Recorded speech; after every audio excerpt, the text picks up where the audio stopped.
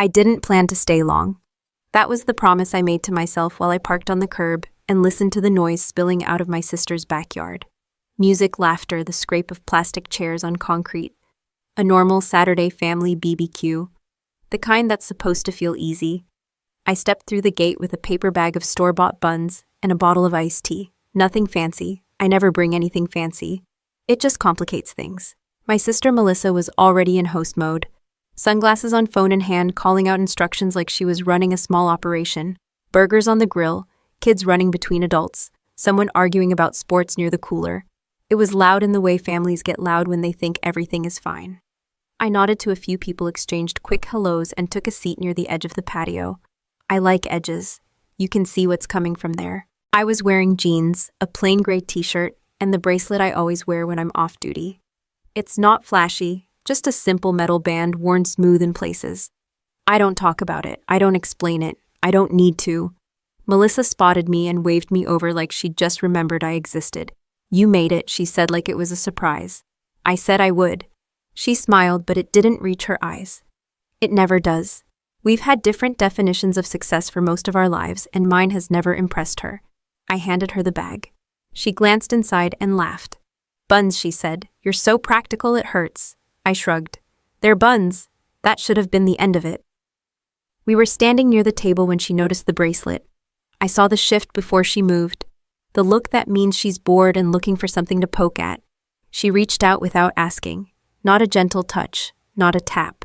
She grabbed my wrist and pulled it closer, like she was inspecting a cheap watch at a yard sale. What's this? She said, loud enough for people nearby to hear. I didn't pull away right away. I didn't say anything either. I've learned that reacting too fast just gives her more to work with. She turned my wrist, squinting at the metal. Did you get this from a flea market? A few people laughed.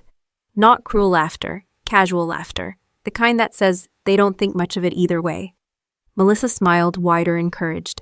She gave the bracelet a little shake. I mean, look at it. It's so basic. Then she laughed again, a short, sharp laugh, like she'd landed a joke she'd been holding on to. I felt the bracelet shift under her fingers. A small sound followed, metal against metal. A click that wasn't supposed to happen. She froze for half a second, then looked down. The clasp had come loose. Oh, she said. Oops. She let go of my wrist like it had burned her. The bracelet slipped, caught for a moment on my skin, then dropped to the concrete.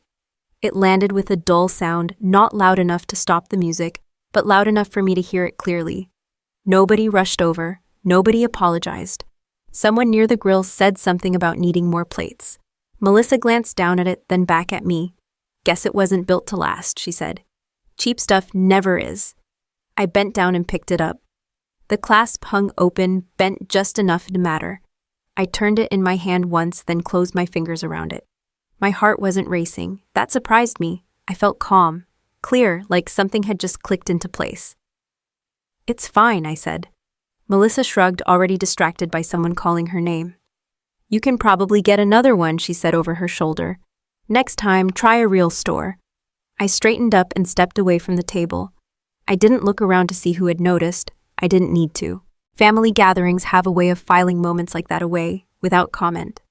I moved to the side of the yard where it was quieter and leaned against the fence. The music sounded farther away from there. I rolled the bracelet in my palm, feeling the familiar weight of it. People like to think moments like this are about the object. They're not. If it had been a cup or a chair or a cheap watch, it wouldn't have mattered. It was the way she did it. The way she felt entitled to my space, my things, my silence. This wasn't new behavior. It was just louder than usual. Melissa has always been comfortable taking attention, taking credit, taking help. When we were kids, she was the one teachers remembered. I was the one who filled in the gaps. When she needed something fixed, I fixed it. When she needed something covered, I covered it.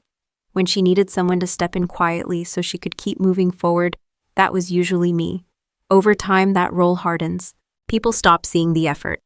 They just see the result. I slipped the bracelet into my pocket and checked my phone. No messages, no emergencies. The world hadn't ended because my sister laughed at me in her backyard. Melissa was back near the grill, telling a story with big gestures. People leaned in. She was good at that. Always had been. I stayed where I was, watching the scene like I wasn't part of it. The longer I stood there, the clearer something became. Not anger, not sadness, recognition. This wasn't about a joke gone too far. It was about a pattern that had finally stopped blending into the background. I took a slow breath and pushed off the fence. There was nothing left for me to say here. I grabbed my keys from the table, nodded to no one in particular, and walked back toward the gate. Behind me, someone laughed again. The music picked up. The party continued without missing a beat. I closed the gate quietly and headed for my car, the bracelet resting heavy in my pocket.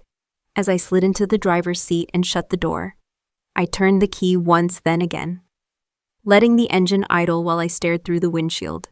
The noise from the BBQ faded as I pulled away, replaced by the quiet hum of the road and the familiar pressure behind my eyes that comes when something old gets stirred up. Melissa and I grew up in the same house, but we didn't grow up the same way. She was 3 years older, which in our family translated to louder, bolder, and automatically in charge. By the time I was old enough to notice, she had already claimed the center of every room. She was the kid teachers remembered by name. The one who spoke up, cracked jokes, and somehow always ended up in front of the class. I was the one they asked to pass out papers. Reliable, quiet, useful. At home, it was the same pattern. Melissa needed help with homework, so I helped. Melissa forgot her lunch, so I shared mine.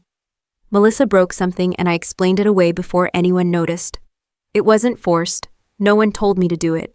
I just learned early that things ran smoother when I filled in the gaps. Our parents liked harmony. They liked the idea of a close family. Harmony in practice meant avoiding conflict with Melissa. She took up a lot of space, and it was easier for everyone if no one challenged her. When she wanted something, she found a way to frame it as reasonable. If that didn't work, she framed it as urgent. If that didn't work either, she framed it as emotional. By the time we were teenagers, she had the system down. I learned a different set of rules. Don't ask for much. Don't make a scene. Don't add weight to an already crowded room. Melissa went through phases. Sports one year, theater the next. Every new interest came with big declarations about her future. She was going to be great. She was going to be noticed. She was going to leave this town behind. I listened, I nodded. I adjusted my plans around hers. When it came time to think about life after high school, Melissa announced she wanted something exciting, something impressive, something that sounded good when she said it out loud. I didn't announce anything. I filled out paperwork. The military wasn't a dramatic choice for me. It was practical. Structure benefits a clear path forward. A way to leave without making a speech about it. When I told the family, the reaction was polite confusion. Melissa laughed. "You," she said, "that sounds intense." "It's a job," I said. She waved it off. "I just don't see you doing that. You're not exactly tough." She didn't mean it as an insult. That was the problem. She said it like a fact everyone already agreed on. I left anyway. While I was learning how to follow protocols and keep my opinions to myself, Melissa stayed close to home. She tried a few different things. None of them stuck for long. There was always a reason. A bad boss, a boring role, people who didn't recognize her potential. When she met her husband, the family treated it like a turning point. Stability, they said. Direction. I watched from a distance and hoped it would be true. By then I had settled into my own routine. Early mornings, clear expectations, a system where doing your job well actually mattered. It wasn't glamorous, it didn't make good stories at parties, but it worked. I didn't talk much about what I did. Not because it was secret, but because it didn't translate well. Logistics, contracts, compliance, the kind of work that only gets noticed when it goes wrong. Melissa didn't ask. She didn't need to. In her mind, if I wasn't posting about it or talking it up, it couldn't be that important. Over the years, the requests started small. Could I look over a form? Did I know anyone who might be hiring? Could I explain a process that didn't make sense to her? I helped when I could. It felt natural, familiar. What changed was the assumption. At some point, the requests stopped sounding like questions. They started sounding like expectations. When something worked out, it was treated as luck. When it didn't, it was treated as my fault for not trying harder. Melissa's tone never shifted. It stayed light, joking, dismissive. That made it harder to call out. You can't argue with someone who insists they're just kidding. The bracelet wasn't the first time she'd crossed a line. It was just the first time she'd done it without covering it up as concern or humor that everyone was supposed to laugh along with. As I drove, I thought about how many times I'd smoothed things over for her, How often I'd stayed quiet to keep things comfortable for everyone else. How easy it had become for her to see me as background. By the time I pulled into my driveway, the pressure behind my eyes had settled into something steadier. Not anger, not resentment, clarity. I went inside, set my keys on the counter, and took the bracelet out of my pocket. The clasp was bent just enough to remind me it wasn't indestructible. I set it down carefully and washed my hands like I was clearing something off me. Melissa didn't see me as weak. She saw me as safe. Someone she could poke at without consequence. Someone who would absorb the impact and keep things moving. That had worked for a long time. I stood there for a moment longer than necessary, then turned off the kitchen light and walked toward my desk, already aware that the way I looked at my family had shifted in a way that wasn't going to reverse itself. I pulled a chair out from under the desk and sat down without turning on the overhead light. The room was quiet in the way I prefer, no background noise, no notifications asking for attention. I set my laptop open and logged in, not to do anything urgent, just to ground myself in something familiar. Most people hear military and picture noise, boots, weapons, shouting. My days don't look like that. They look like schedules, emails, contracts that need to be clean enough to survive scrutiny. I work in logistics and compliance. If a process breaks, it's my job to find where and why. If a rule exists, it's my job to make sure we follow it. It's not exciting, it's effective. I didn't fall into this role by accident. Early on, I learned that the people who keep things moving don't get applause. They get responsibility. I was good at reading systems, good at seeing how one decision ripples through 10 others. That skill compounds over time, so does trust. I don't talk about that at family gatherings. When someone asks what I do, I keep it simple. I handle logistics. If they push, I say paperwork. It's accurate enough to end the conversation. Melissa never pushed. She decided a long time ago that my life was small, that I traded excitement for safety, that my quiet meant limited. Once she made that call, everything else filtered through it. The fact that I lived alone, that I drove a reliable car instead of something flashy, that I didn't post about promotions or trips. To her, those were signs. In my world, they were choices. I work with people who measure words carefully because a sloppy sentence can cost real money. I sit in meetings where no one raises their voice because there's no need to. The authority in those rooms isn't loud. It's documented. Melissa lives in a different economy, one where visibility matters more than substance, where being seen counts as doing something, where tone can outweigh facts if it's confident enough.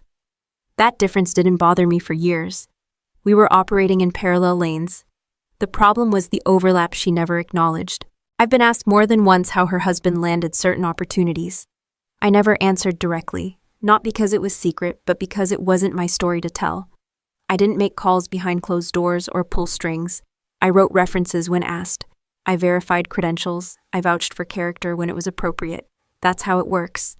Quietly, officially, on record. Those references carry weight because I don't hand them out casually. My name means something in the circles I move in, not because of rank, but because I don't sign off on things I wouldn't stand behind if questioned. Melissa never asked what that meant. She just accepted the outcomes. I scrolled through a few messages, cleared a couple of notifications, and closed the laptop. The workday was over. This wasn't about work. It was about perception.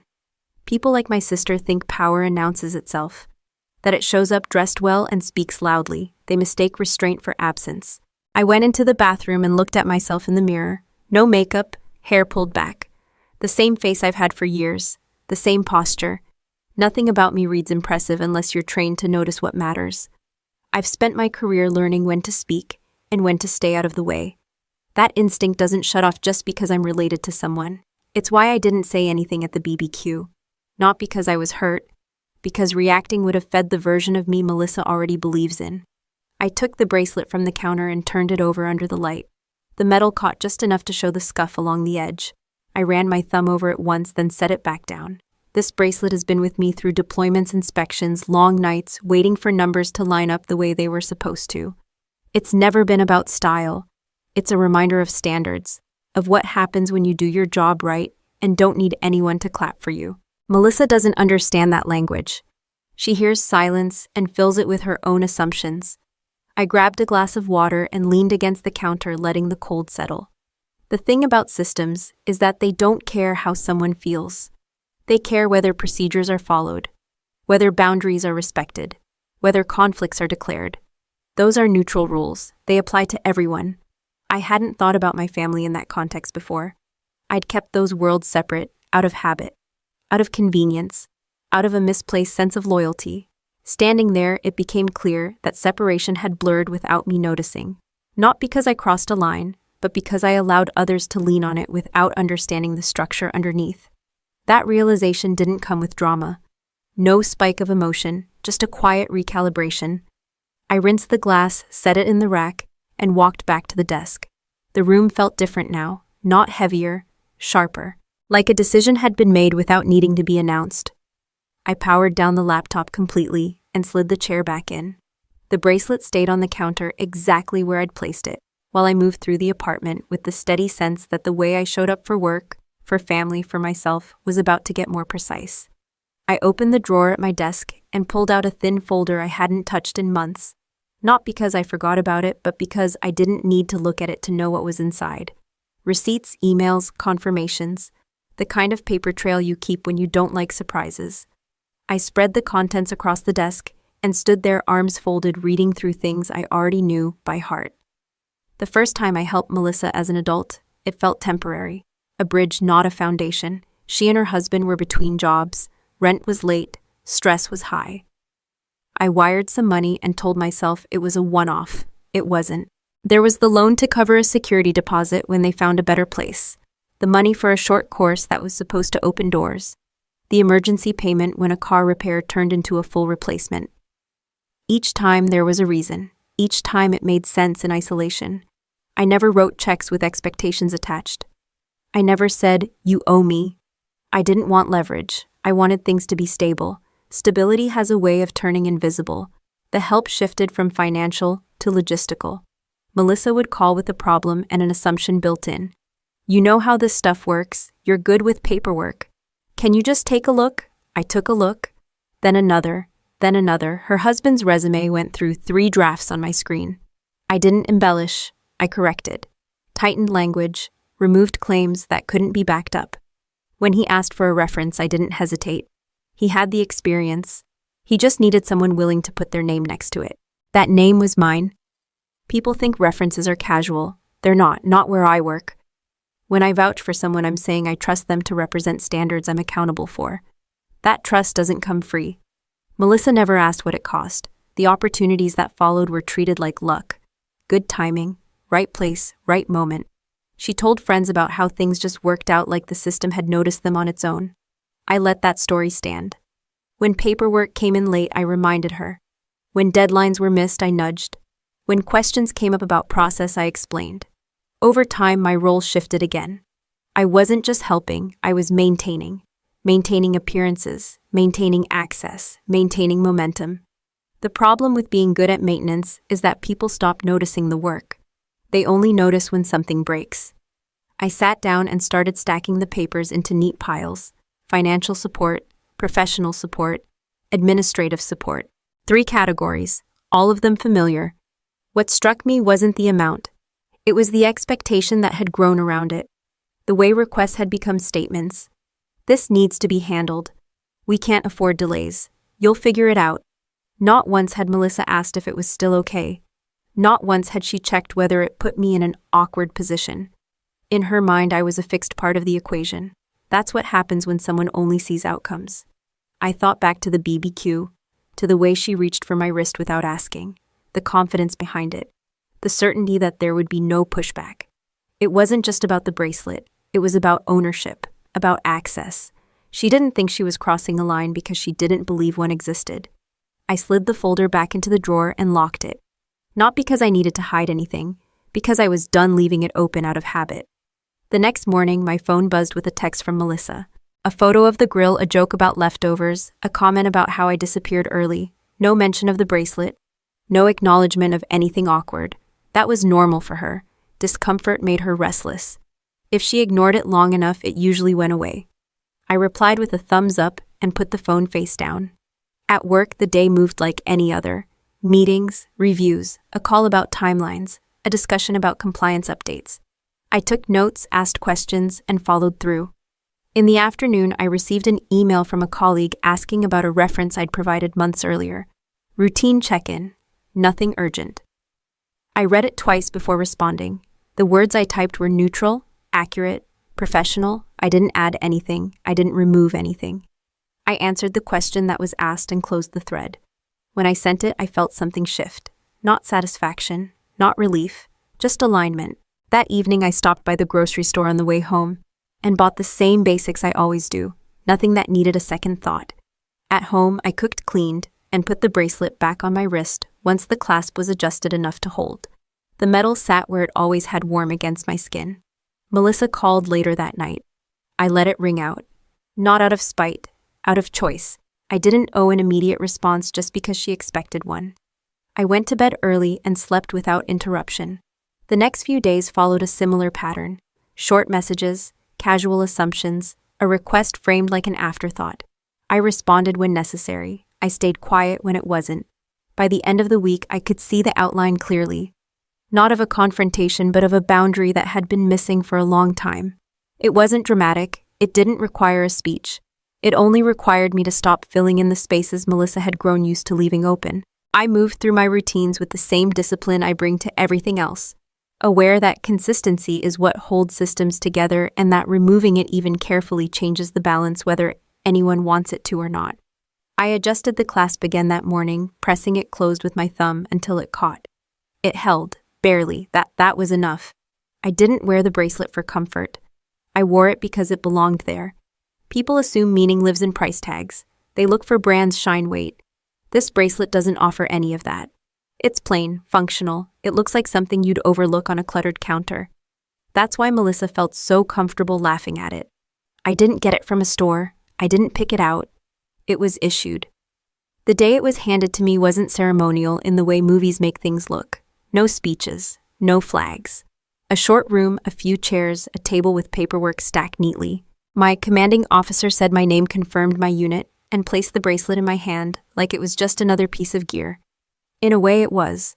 The bracelet came after a stretch of work that never made headlines. No dramatic footage, no public praise. We moved supplies where they needed to go when they needed to be there without anyone noticing. That's the goal. When logistics works, nothing looks heroic. It just looks normal. Someone in our unit didn't make it back from that rotation. Not in a cinematic way. No last words. Just a call, a report, a process that keeps moving because it has to. The bracelet carried the unit code and a date. That was it. No one explained what it meant. They didn't need to. If you were there, you knew. I've worn it since, not every day, not to prove anything. Just often enough to remind myself what standards look like when no one is watching. It's easy to be disciplined when people are paying attention.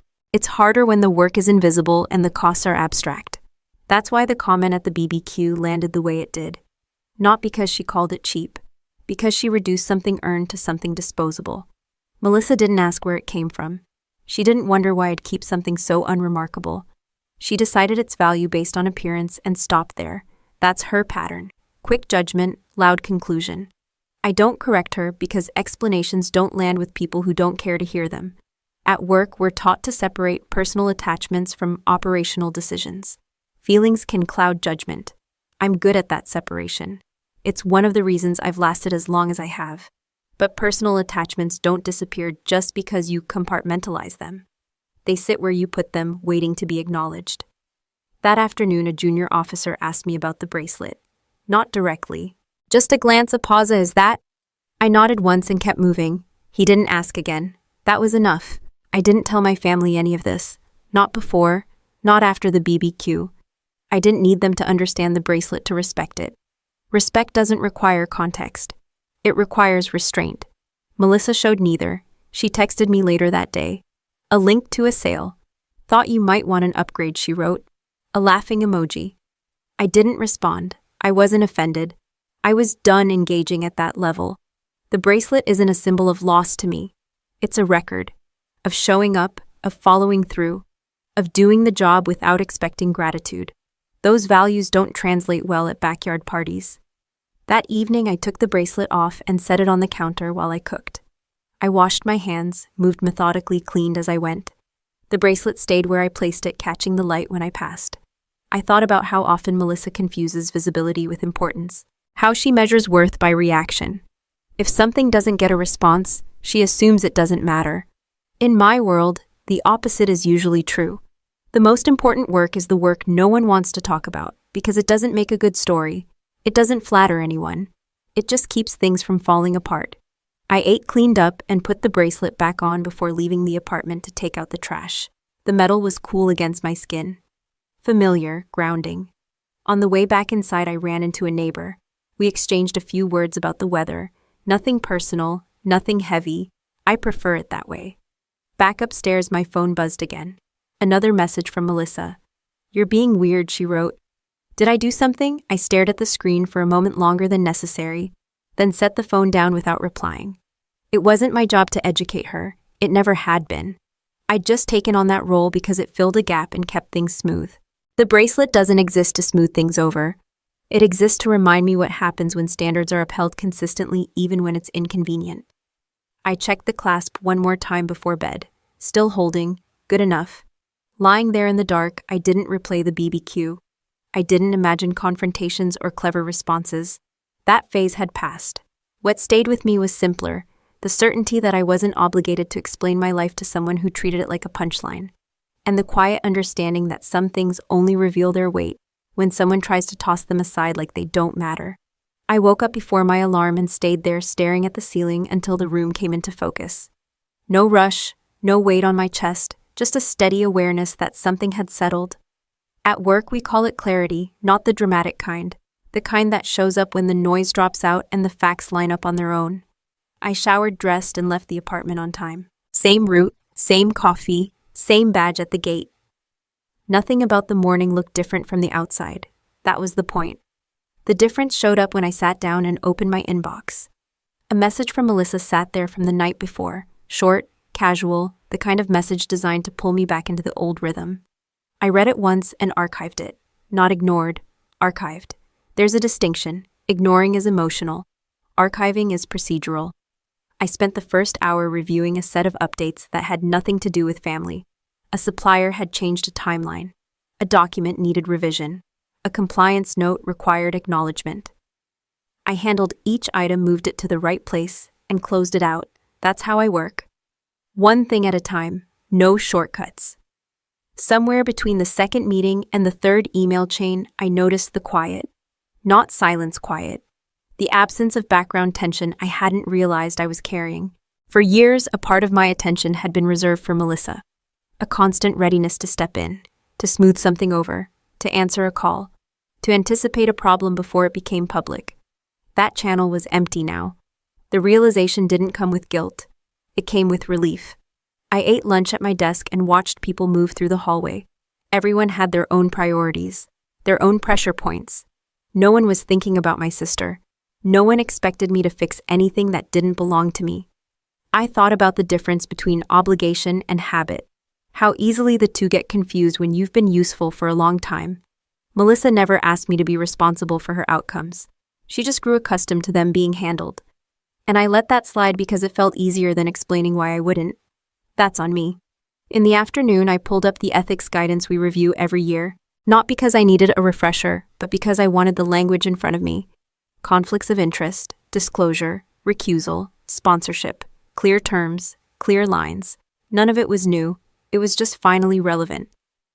The military doesn't care about intentions. It cares about alignment, about whether your personal relationships interfere with professional judgment, about whether you can step back when proximity creates risk. I'd always told myself my family and my work were separate. That belief had been convenient. It had also been incomplete. I didn't make any calls. I didn't send any messages. I read. I took notes. I closed the document. When I stood up to leave for the day, I felt lighter, not because I'd decided anything dramatic, but because I'd stopped carrying something I wasn't required to hold. On the drive home, I let traffic move at its own pace. No music, no phone calls, just the road and the rhythm of it. The bracelet rested against my wrist, warm now, familiar. I thought about how often I'd justified staying quiet by calling it maturity, by telling myself that choosing peace meant absorbing disrespect, that letting things slide was the same as being above them. It's not. Peace comes from boundaries, not from erasing yourself to keep other people comfortable. That distinction matters. At home, I set my bag down and changed out of my uniform. I cooked something simple and ate standing up, then washed the dishes and put them away. The apartment felt orderly in a way that matched my head. Melissa called while I was drying the counter. I watched the phone light up, then go dark. She called again 10 minutes later. I didn't pick up, not to punish her, to interrupt a pattern. When I finally sat down, I opened my notebook and wrote a single line at the top of the page. Clear, direct, no explanation. I don't owe access just because someone is related to me. That wasn't a declaration, it was a standard. Standards don't need to be announced. They just need to be enforced consistently. I closed the notebook and set it aside. Tomorrow would look like today. Meetings, reviews, decisions that don't show up on social media. Melissa would continue assuming I'd step in. That assumption had power only as long as I supported it. I checked the clasp on the bracelet without thinking and felt it hold. It didn't need to be perfect. It needed to be secure. Before bed, I set my phone to silent and placed it face down. Not because I was avoiding anything, but because I didn't need outside input to validate a decision I'd already made. Lying there, I didn't replay conversations or plan speeches. I didn't rehearse explanations. The urge to justify had passed. What remained was simple and steady. The understanding that doing nothing was no longer neutral, and that choosing not to intervene was in itself an action. I slept through the night without interruption, the quiet holding firm. Not as a pause before something else, but as the sound of a system finally operating the way it was designed to. I started the morning by clearing my calendar. Not everything, just the space I needed to think without interruptions. I didn't rush. Rushing is how mistakes happen, and I wasn't interested in creating problems I'd have to clean up later. At work, decisions stick when they're clean, when they're documented, when they're boring enough to survive scrutiny. I pulled up the guidance again, then the file where I keep my own notes. Dates, contacts, prior disclosures, everything in order. I wasn't looking for justification. I was checking alignment. The line between personal and professional isn't a suggestion where I work. It's a rule. If you're close to someone whose career intersects your professional sphere, you disclose it. If your name adds weight to an outcome, you acknowledge that influence. If there's even the appearance of leverage, you step back. I'd done that before in other contexts without hesitation. This wasn't different. It just felt different because of who was involved.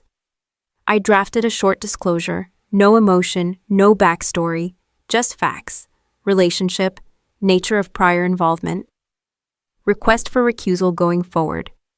I read it once, then again, and sent it through the proper channel. It took less than 5 minutes. The system responded the way systems do, quietly, efficiently, without commentary. An acknowledgement. A note that my disclosure had been received.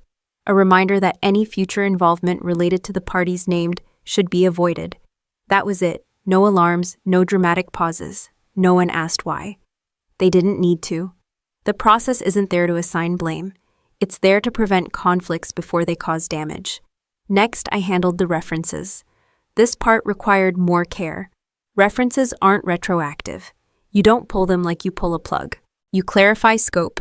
You step out of the way. I reviewed what I'd provided months earlier. It was accurate at the time. Still accurate. I didn't retract it. I didn't add anything either. I sent a brief follow-up noting that I would no longer serve as a point of contact or professional sponsor for future considerations. Clear, professional, final. I didn't copy Melissa. I didn't notify her husband. That would have turned a procedural step into a family argument. My responsibility wasn't to manage their feelings. It was to manage my role. By mid-morning, everything that needed to be done was done. I went to a meeting about supply timelines and took notes. Someone asked a question, I answered it. The room moved on. That's the part people don't understand. Real consequences don't announce themselves. They show up later disguised as policy. At lunch, my phone buzzed. A text from Melissa. Hey, can you call me when you get a chance? I looked at it, then locked the screen and set the phone aside. In the afternoon, I reviewed a contract amendment and flagged a clause that didn't sit right. It was small, easy to miss. I sent it back with a note asking for clarification. No tone, just precision. That's my default. It keeps things clean. On the drive home, I stopped at the grocery store and picked up a few things I'd forgotten earlier in the week. Standing in line, I noticed how normal everything felt. No spike of adrenaline, no sense of dread. If I'd tried to explain my decision to someone outside my world, They might have expected a confrontation, a moment, a speech. That's not how this works. This wasn't about making a point. It was about removing my weight from a scale that had been tilted without my consent. At home, I changed clothes and made dinner. Simple, efficient. I ate and cleaned up without thinking about it. The bracelet rested against my wrist, the clasp still holding the metal worn smooth, where my thumb tends to rub it. Melissa called again while I was drying the last plate. I let it ring. When I finally sat down, I opened my email and saw a message from a colleague. A brief update, a procedural question. I replied with a sentence and closed it out. That's the rhythm I trust. Actions that don't need explanation. Later that evening, another message from Melissa came through. Longer this time. A mix of confusion and irritation. She asked what was going on. She said things felt off. She said she didn't understand why people were being so weird all of a sudden. I read it once, then archived it. I wasn't avoiding the conversation. I was refusing to turn a professional boundary into a personal debate. If I answered now, it would become about tone, not substance. About feelings, not facts. That's how patterns reset themselves, by refusing to perform the role everyone expects you to play. I took the bracelet off before bed and set it on the nightstand. The clasp had a slight bend now, a reminder of pressure applied where it didn't belong. It still did its job. Lying there, I thought about how many times I'd intervened early to keep Melissa from feeling discomfort. How often I'd mistaken anticipation for kindness. Discomfort isn't danger. Sometimes it's information. I didn't feel triumphant. I didn't feel cruel. I felt accurate. Like I'd corrected an entry that had been wrong for a long time and finally balanced the sheet. In the dark, the apartment settled around me. The phone stayed silent for a while, then buzzed once more. I didn't reach for it. I wasn't cutting anyone off. I was stepping out of the middle. And once you do that, the system doesn't collapse. It adjusts. I was halfway through my first meeting when my phone buzzed twice in quick succession, then stopped. I didn't look down. Meetings have a rhythm, and breaking it for personal noise tells the room exactly where your priorities are. We finished on time. Action items assigned. Notes sent. I walked back to my desk, set my folder down, and checked the screen. 3 missed calls from Melissa, 1 from her husband. A text that started with, "This is urgent." Urgent is a word people use when consequences finally reach them. I locked my phone and opened a document I'd been reviewing the night before. A supplier had responded with revised language, and I read it carefully, line by line. When you work with systems, you learn not to confuse timing with importance. Things can wait 10 minutes without falling apart. If they can't, they weren't stable to begin with. By mid-morning, the buzz returned. Not from my phone emails, internal notifications that read like updates, not alarms. A status change here, a request for clarification there. The kind of movement that happens when someone notices a missing reference and follows procedure. This is how it looks from the inside. No thunder, no announcements, just checklists being followed by people whose job is to follow them. I took a breath and kept working. Melissa texted again. "Can you please call me?" I finished what I was doing, then stood up and walked to the window at the end of the hall. The parking lot below was busy. Cars coming and going, people carrying coffee cups and clipboards. Everyone moving inside lanes they didn't question. I called her back. She answered on the first ring. "What did you do?" she said. No greeting, no pause. "I didn't do anything," I said. My voice sounded the way it always does at work. Flat, clear. "That's not funny," she snapped. "My husband just got pulled off a project. They said there was some kind of issue with his file." I waited a beat. Not to be dramatic. To let her finish. "They're acting like he did something wrong," she continued. "He didn't. This came out of nowhere." "It didn't come out of nowhere," I said. "It came out of process." There was a short silence, then a sharp exhale. "What does that even mean?" "It means the system did what it's designed to do when a variable changes." "You're being cryptic on purpose," she said. "Just say it." I leaned against the wall and watched a delivery truck pull in. "I disclosed a conflict," I said, and I stepped back. "You stepped back from what?" Her voice was louder now, tight around the edges. "From helping us, from being involved," I said, "in anything connected to his work." "That's insane," she said. "You can't just do that." "I can," I said, and I did. She laughed, but it came out wrong. "So you're punishing us because of a stupid joke at the BBQ." "I'm not punishing anyone," I said. "I'm removing myself." "For what reason?" she demanded. "For accuracy," I said. "For compliance. For boundaries. She made a sound like she was pacing. This is ridiculous. You're overreacting. People joke. You always take things so seriously. I take systems seriously, I said. And my name? My husband's career is on the line, she said. Do you even hear yourself? I hear you, I said. I'm not responsible for his career. You helped get him there, she shot back. You don't just get to walk away. I do, I said. That's the part you never understood. She started talking over me, about bills, about timing, about how embarrassing it was to be treated like this, about how people were asking questions. I let her talk until the words ran together. When she paused, I said, no one accused him of anything. He wasn't fired. He was removed pending review. That's standard for who, she asked. For anyone who loses a sponsor, I said. There it was. The word landed and she went quiet again. You were our sponsor, she said. I was a reference, I said. And a point of contact. And now you're not, she said. No, I said. Now I'm not. She didn't yell after that. She changed tactics. Her voice softened. We're family, she said. You don't do this to family. I closed my eyes for a moment, not because it hurt, because it was predictable. I didn't do anything to you, I said. I stopped doing something for you. That's the same thing, she said. It's not, I said. It just feels like it because you're used to the outcome. She said my name then, drew it out the way she used to when we were kids, and she wanted something fixed. Please. I can't undo a disclosure, I said. And I wouldn't if I could. You don't have to be involved, she said quickly. Just tell them you're still backing him. I won't, I said. Why are you doing this, she asked. Because I should have done it sooner, I said. We ended the call without resolution, no agreement, no apology, just two different understandings of what had happened. Back at my desk, the afternoon moved forward.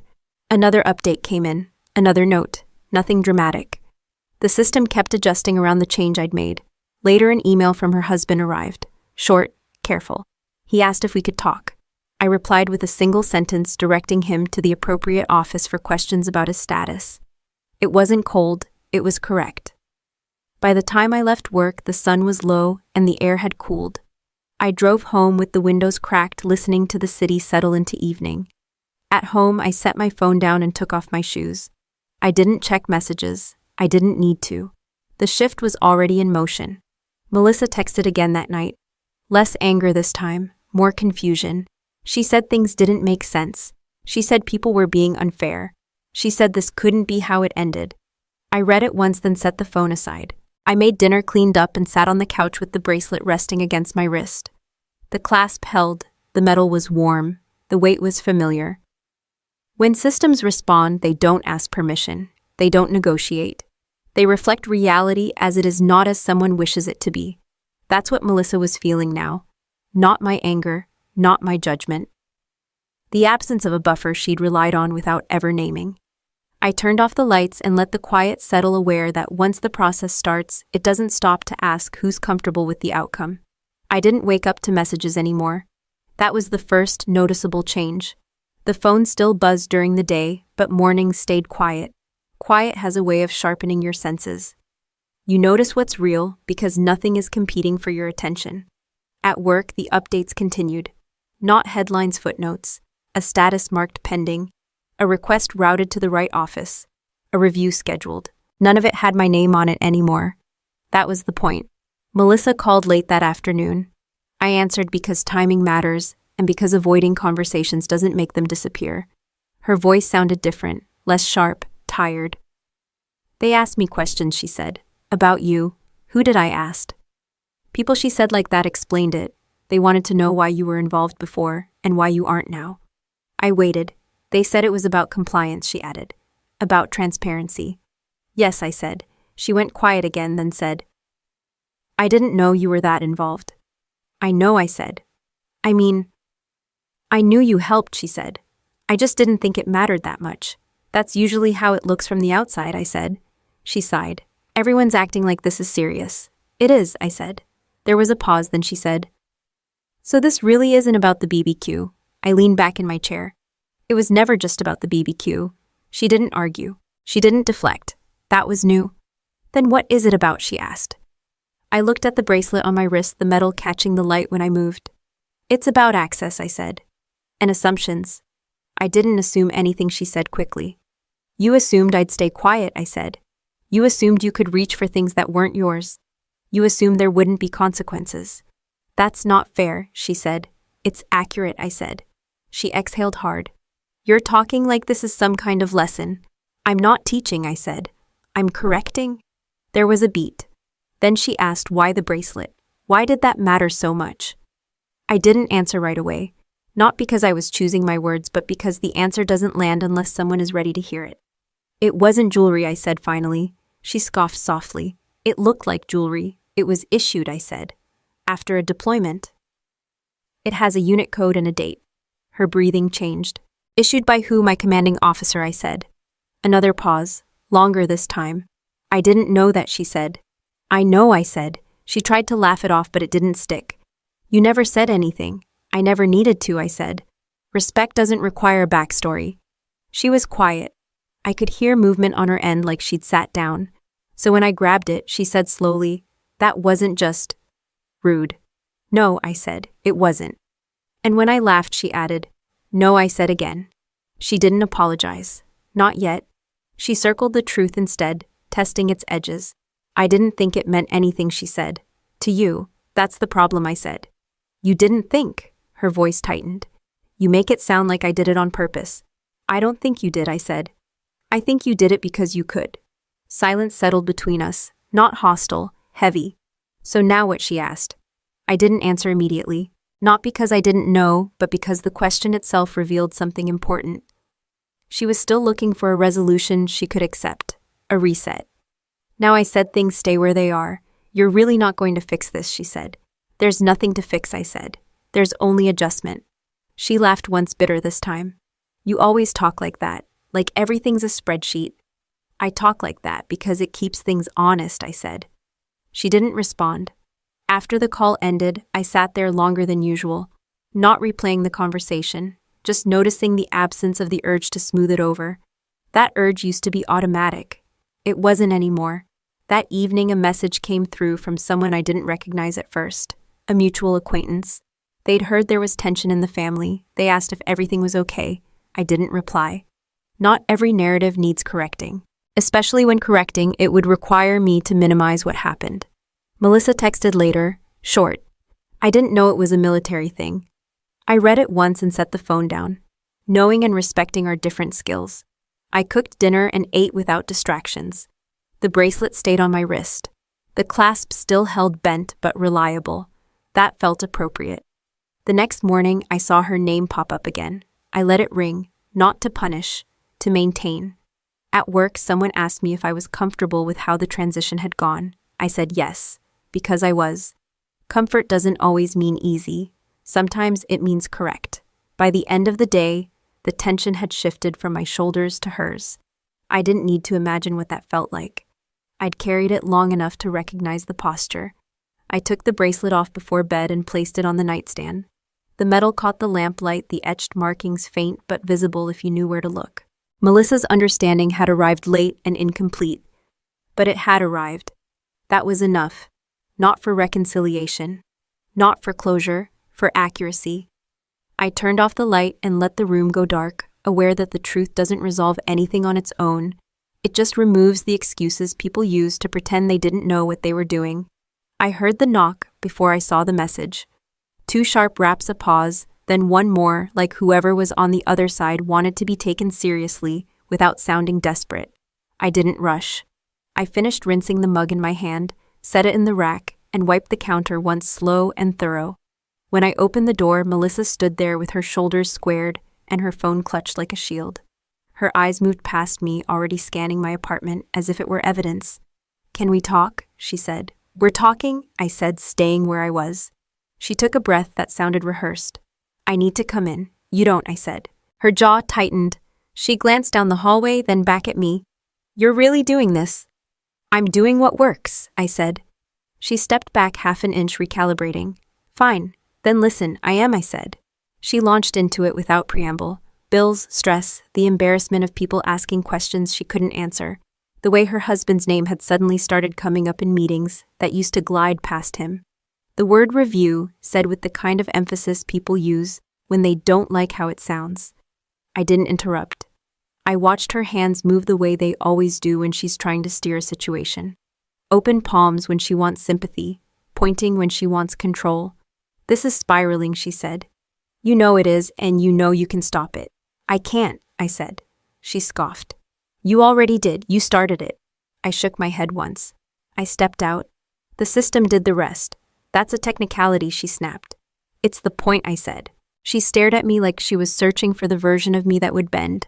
You're acting like this is some policy issue. It's not, it's family. That's why it took this long, I said. She blinked. What's that supposed to mean? It means I should have drawn this line years ago, I said. I didn't because it was easier not to. Her voice rose. So you admit this is about punishment? No, I said. It's about boundaries. She laughed sharp and disbelieving. You don't get to suddenly discover boundaries and blow up my life. I didn't blow up anything, I said. I removed myself.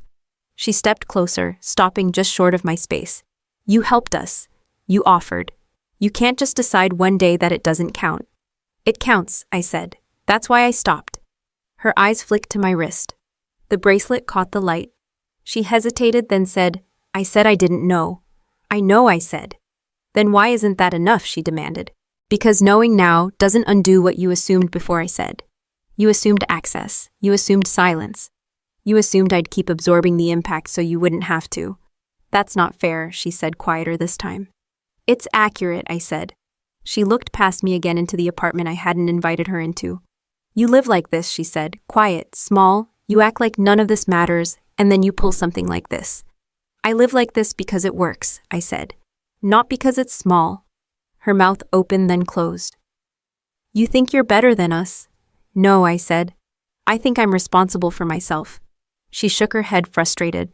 You always do this. You talk in circles until people give up. I talk plainly, I said. You just don't like the answer. She crossed her arms, a move I recognized from when we were kids. So that's it, you're just done. I'm done filling gaps, I said. I'm done standing in places I don't belong. Her voice cracked just a little. We're family, I met her eyes. Family isn't a blanket permission slip, she swallowed. If you cared, you'd help us fix this. I care enough not to interfere, I said. Those aren't the same thing. She stared at me, searching again for leverage. You're really not going to make a call? I'm not, I said. Send an email. No, explain it better. She tried. I've explained enough, I said. Silence stretched. The hallway light hummed. Somewhere down the building, a door closed. Finally, she said, You're cold. I'm clear, I said. She took a step back. Then another. You're choosing this over us. I'm choosing myself, I said. For the first time. Her eyes filled, then hardened like she'd made a decision of her own. Don't expect me to understand this. I don't, I said. She nodded once sharp. Fine. She turned and walked down the hall without looking back. I waited until her footsteps faded, then closed the door and locked it. The sound was solid, final without being dramatic. I leaned against the door for a moment, feeling the steady pressure of the wood at my back. No rush of relief, no crash of guilt, just a calm sense that the line was where it needed to be. I moved through the apartment, straightening a chair that didn't need it, setting the lights lower. The bracelet rested warm against my wrist, the clasp still holding bent but dependable. I didn't replay her words.